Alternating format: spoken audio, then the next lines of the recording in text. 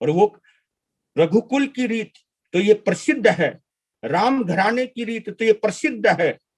प्राण जाए पर वचन ना जाई, रघुकुल रीत सदा चली आई, प्राण जाए पर वचन ना जाई। भावों की तीव्रता, नियमों की दृढ़ता और संकल्प की बलवत्ता। भाई जान जाए पर नियम ना जाए, ये जो चीज है ये कहीं ना कहीं आपको लेकर के चलती है और ये प्रेरणा हमें मिलती है। देखिए भगवान महावीर की आत्मा निगोद से निकलकर और एक बहुत बड़ी लंबी यात्रा करते करते करते करते करते करते नैसार के भव में आई और उस आत्मा ने कितनी उच्च कोटि की सोच प्राप्त की है। एक लक्कड़हारा पूरे गांव का ग्राम चिंतक बन गया। लक्कड़हारा गांव के एक एक बच्चों से जुड़ गया। सबकी पहले सोचता है, बाद में अपनी सोचता है। और आपको एक गहरी बात बोलता हूं, स्वार्थी व्यक्ति राजनेता तो बन सकता है लेकिन धर्म नेता नहीं बन सकता। ये गहरी बात बोल रहा हूं। हमें स्वार्थ, हमारा जो स्वार्थ है ये हमें नीचे ले जाता है, ये हमें नीचे लेता चला जाता है, लेकिन परार्थ या परमार्थ ये हमें ऊपर लेकर के आता है। अब देख, दान है, उन्होंने अन्नदान दिया नैसार ने मुनिराज को, क्योंकि ये बेस समझाना मेरे लिए बहुत जरूरी है। दान देते वक्त, दान देने से पहले, दान देते वक्त और दान देने के बाद, ये तीन स्थितियां हमारे पास हैं और अपने आप को चेक कीजिएगा। तो कहते हैं कि दान देने से पहले अहोभाव से मन भरा हुआ रहना चाहिए। अहोभाव, दान देने से पहले कोई मिल जाए, कोई मिल जाए, कोई मिल जाए जिसको मैं दे सकूं, कोई मिल जाए जिसको मैं खिला सकूं, कोई मिल जाए जिसके मैं काम आ सकूं, कोई मिल जाए जिसका मैं दर्द बांट सकूं। ये जो अहोभाव है ये दान से पहले और दान देते वक्त प्रसन्नता के भाव, प्रसन्नता, रोम रोम रोमांचित हो, रोम रोम रोमांचित हो कि मेरी किस्मत खुल गई, मेरे भाग जाग गए, मेरी पुनवानी मेरे काम आ गई, इन्होंने मुझे कृपा करी, इन्होंने मुझे कुछ देने का मौका दिया, इन्होंने मुझे कुछ करने का मौका दिया। ये भाव आएंगे तो आपको घमंड कैसे आ सकता है?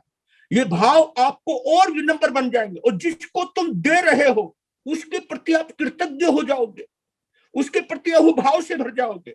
और जब अहोभाव से भरते हो तो देते देते प्रसन्नता का भाव आता है। और देने के बाद, दे चुके जाने के बाद फिर अनुमोदना के भाव। ये दान की तीन विधियां हैं। पहले अहोभाव, देने से पहले अहोभाव, देते वक्त प्रसन्नता के भाव और देने के बाद अनुमोदना के भाव। आज जिंदगी सफल हो गई। आहा, आज मेरी पुनवानी काम कर गई, आज मेरे भाग जाग गए। महावीर को मानने वाले जरा एक बार अवश्य चिंतन करें। आहार दिया, विश्राम किया, विहार किया और पहुंच गए। पर जाते जाते संत ने सोचा कि इस बंदे ने आहार दिया, सेवा की, पर लेकिन हमने क्या दिया? ये बात यहां पे मैंने रोकी थी। देखो अब शुरू कर रहा हूं उस बात को। आप कहोगे कि बात तो सारी वही घुमा दी, लेकिन वो बहुत जरूरी है इस बात को। पेड़ की छाया में बैठ गए, उन गुरु में जो बड़े थे वो बोले, तुम्हारा नाम क्या है? कि नैसार। ओ, कुछ धर्म कर्म करते हो? कि देखो जी, मैं धर्म तो कुछ करता नहीं, हाँ कर्म जरूर करता हूं। और बस एक जो मैंने नियम लिया था बचपन से कि जब तक किसी को खिलाऊंगा नहीं तब तक खाऊंगा नहीं, उस नियम की मेहरबानी ऐसी हो गई कि आपके दर्शन हो गया, और वो भी इस जंगल में।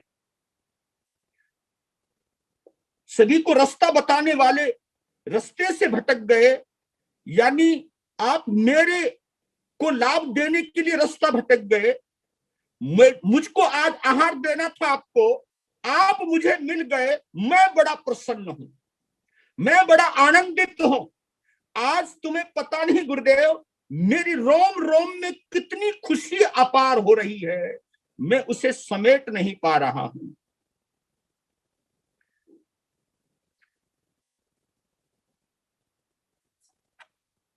नए सार, तुम्हारी बात और तुम्हारी भावुकता को हम महसूस कर सकते हैं,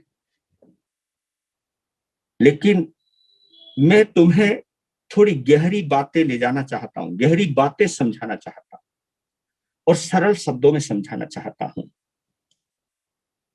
ये तो तुम जानते हो कि धर्म का ज्ञान बोध जो भी है, लेकिन जब तक आत्म बोध नहीं होगा तब तक ज्ञान अधूरा रहता है। हाँ गुरुदेव, आत्म बोध कैसे होगा? मुझे बड़े गौर से गुरुदेव को देखने लगा नैसा,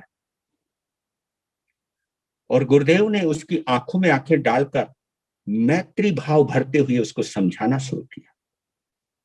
आत्मा का धर्म क्या है?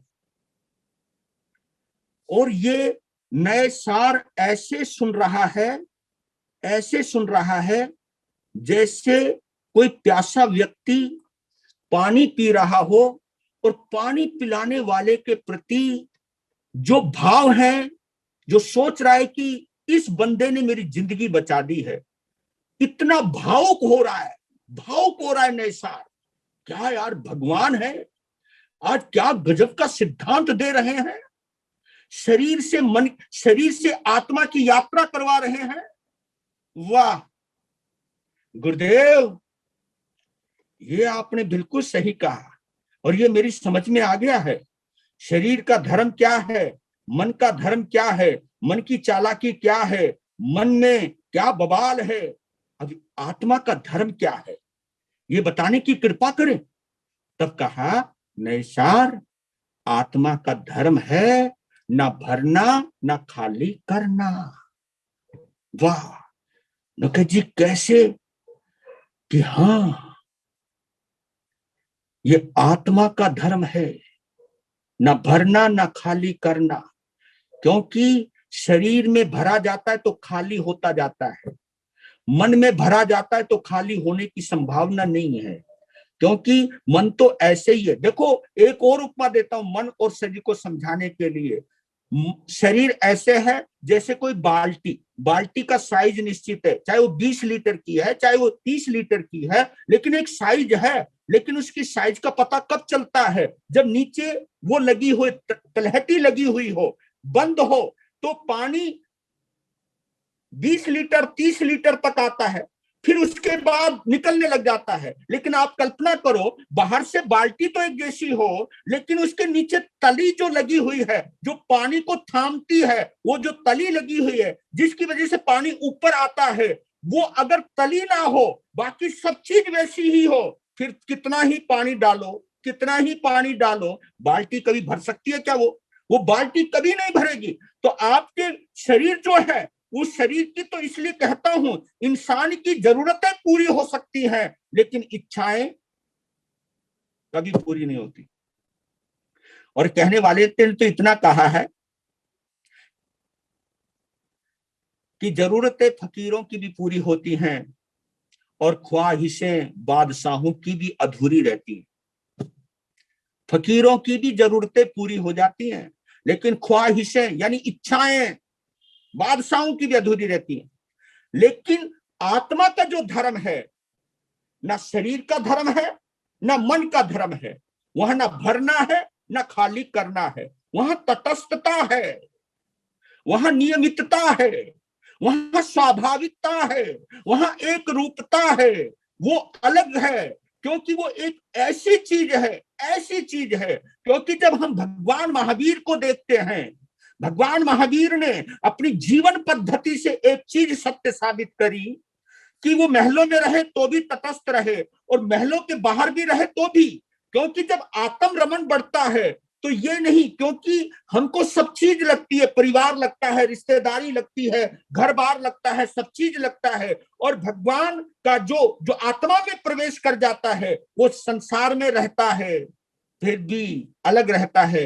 जिसको बोलते हैं ना, बाजार से गुजरा हूं तलबगार नहीं हूं, संसार से गुजरा हूं तलबगार नहीं हूं, बाजार से गुजरा हूं खरीदार नहीं हूं। ये जो चीज जो बोली गई है वो ऐसे नहीं बोली गई है। आत्मा का धर्म, आप ये देखिए, भगवान महावीर के कानों में कीले ठोके जा रहे हैं और फिर भी वो मुस्कुरा रहे हैं, और बल्कि और देखिए, भगवान के कानों में कीले ठुकते ठुकते भी वो अपने दुख को भूल गए और कानों में कीले ठोकने वाले के दर्द से जुड़ गए।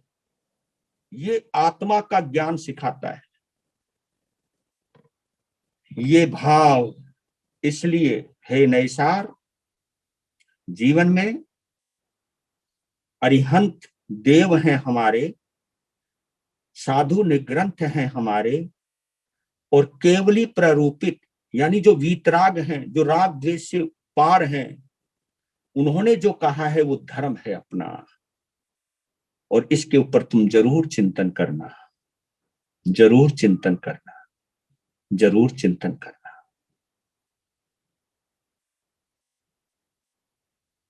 संत तो चले गए,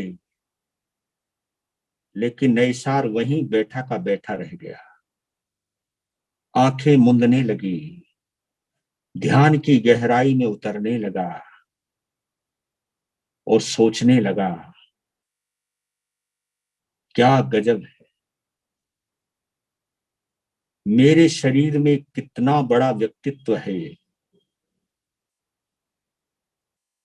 मेरे अंदर ही परमात्मा का वास है, लेकिन अपने परमात्मा तक पहुंचने के लिए आत्मा तक जाना जरूरी है, और आत्मा तक जाने के लिए मन के पार जाना जरूरी है, और मन की चालाकी को समझने के लिए शरीर के धर्म को जानना जरूरी है। और वो इतनी गहराई में उतर गया, इतनी गहराई में उतर गया। एक चमत्कार होता है, स्फुरना होती है, और उस गहराई के अंदर मालूम है आपने, नैसार ने सम्यक्त्व का स्पर्श किया, सम्यक्त्व का स्पर्श किया, और इस चीज में डूब गया नैसार। किसको पता था ये नैसार आगे जाकर के क्या बनने वाला है। और जब वो वहां से उठा ना, तो सब कुछ बदल गया था। थे तो गृहस्थ में रहे, लेकिन वो आत्म ध्यान में इतने तल्लीन होने लगे, तल्लीन होने लगे कि आत्मा से, संसार में रहते हुए आत्मा से संबंध जुड़ गया। जय हो। अब आगे की यात्रा कैसे चलती है नैसार की, ये कल बात करेंगे।